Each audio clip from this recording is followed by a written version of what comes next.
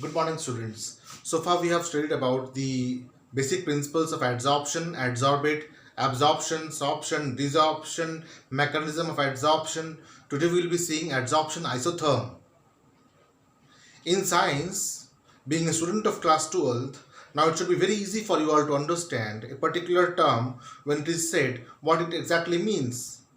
When I say isotherm, that means at the same temperature. And when I say adsorption isotherm, I mean to say that what will be the nature of adsorption at a particular temperature. It's very easy for you to understand.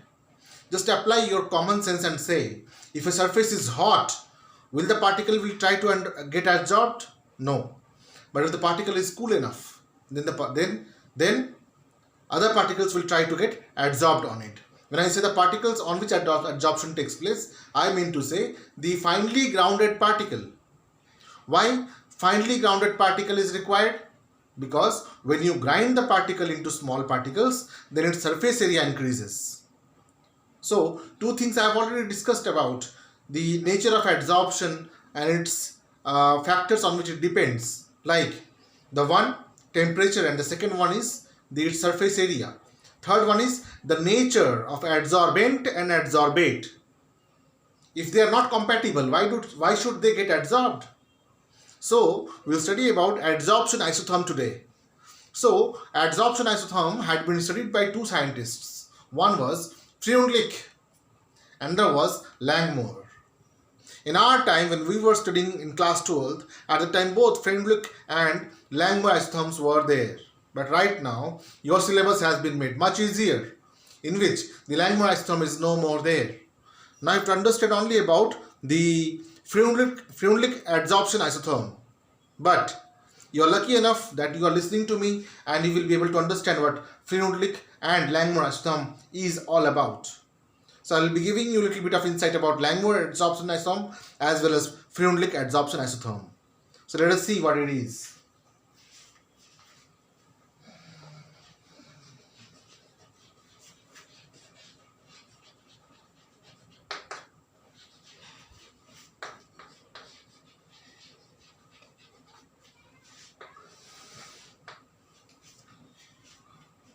This isotherm is drawn just like a graph saying that the fraction of adsorbate getting adsorbed on the adsorbent, unit mass of the adsorbent, is proportional to the pressure exerted on the adsorbent. Quite obvious. If I want you to get adsorbed on a bed of sponge, I need to give pressure on you. Else why should you go? Without pressure, nothing happens, not even adsorption. Let us see now how it depends. This is further proportional to P raised to the power 1 by n, where n is the order of adsorption. Like if it is unilayered, it will be 1. If it is bilayered, it will be 2, and so on and so forth. How can we equate it? This can be equated as x by m will be equal to a proportionality constant k multiplied by p to the power n. Now if you are asked to draw the curve between the x by m and the pressure raised to the power reciprocal of the order of adsorption, then this is depending exponentially on each other. So do you expect this equation to be a straight curve? No. Any exponential equation will never assume a straight curve. It will assume a parabolic curve. So we'll see how it depends upon. Let axis x be equal to the fraction of adsorbate getting adsorbed on unit mass of the adsorbent.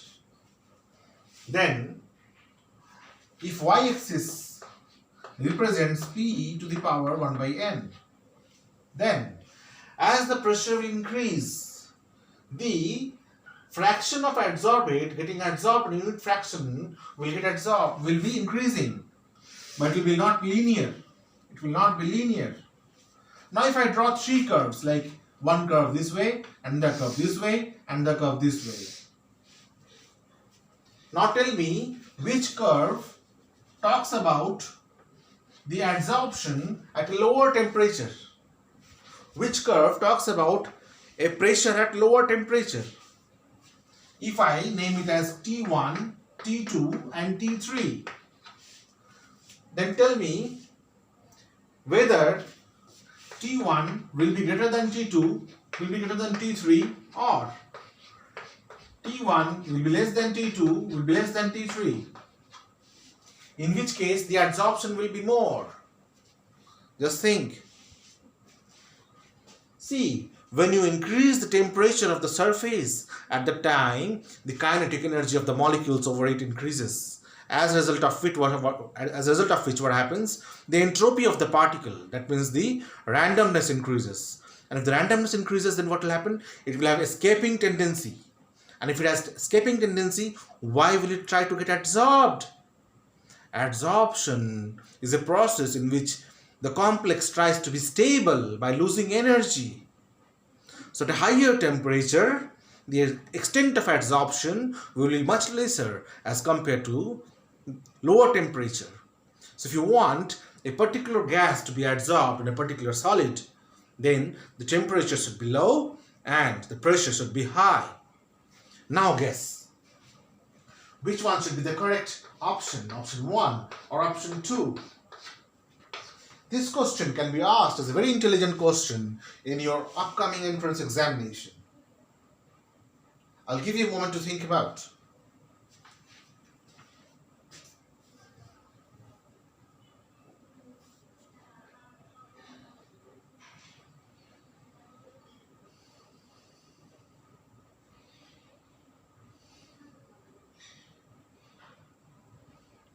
As per your textbook, if you refer to figure 5.1, you will see that the first curve is at 273 Kelvin.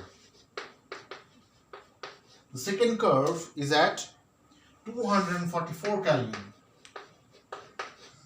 And the third curve is at 199 Kelvin. So which extent of adsorption is the maximum? This one, or this one?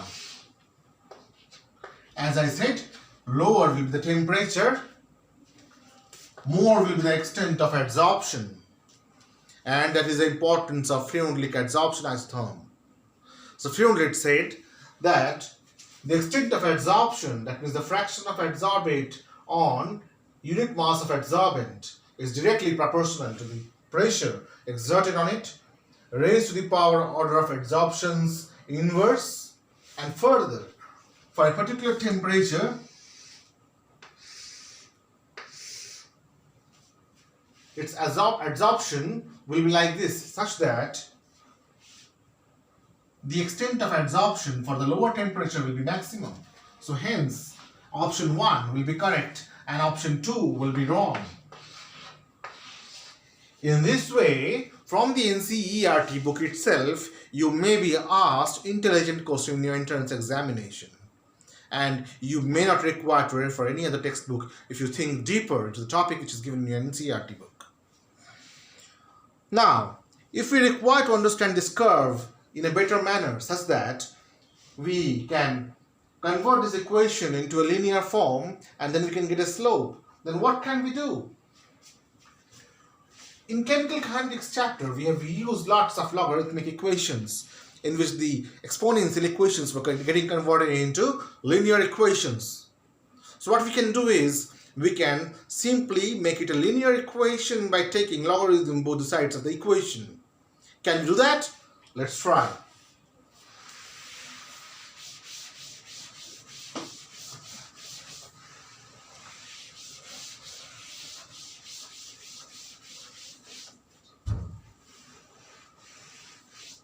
So what is isotherm? Isotherm is the curve drawn in a graph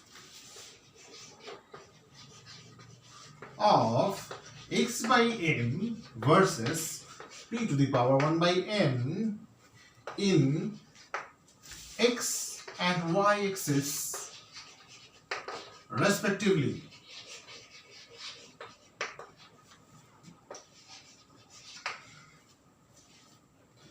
So we know that when x by m is proportional to p to the power 1 by n, then it is an exponential equation. It's not a linear equation. Hence, its curve will never be a straight line, as we studied in case of y equal to mx plus c. Now, let us take proportionality constant for both the sides. Let's make a curve once again, as I had made earlier. This was like this, in which this was T1, T2 and T3, such that T1 was the least, T2 was more than T1 and T3 was the maximum. As temperature increases, the fraction of adsorbate getting adsorbed, unit mass of the adsorbent, decreases. That means in one word we can say that the extent of adsorption decreases. Now, if we take x by m is equal to k p to the power 1 by n, and further we take it as log x by m is equal to log k plus log p to the power 1 by n, then we can further write this equation as log x by m will be equal to log k plus log or 1 by n log p. Now we can compare this equation with the linear equation as y equal to mx plus c. So, wherein in y we can keep log x by m, and in x-axis we can keep log p, and the constant will be the term in the x-axis from where the curve will start. And 1 by n will be the value which will be just like m and which is slope of the curve. Now let's draw it. Now if this equation assumes a linear form by taking logarithm both the sides, then what's going to happen?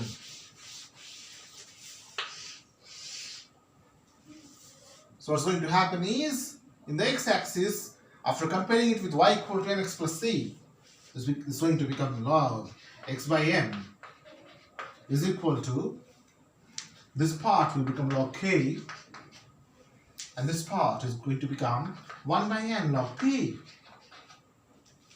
So let this be log p, and let this be log x by n. Then what is the constant value which we call as log k compared to c here? That's the origin point in the y-axis. And what's 1 by n? 1 by n is nothing but the slope.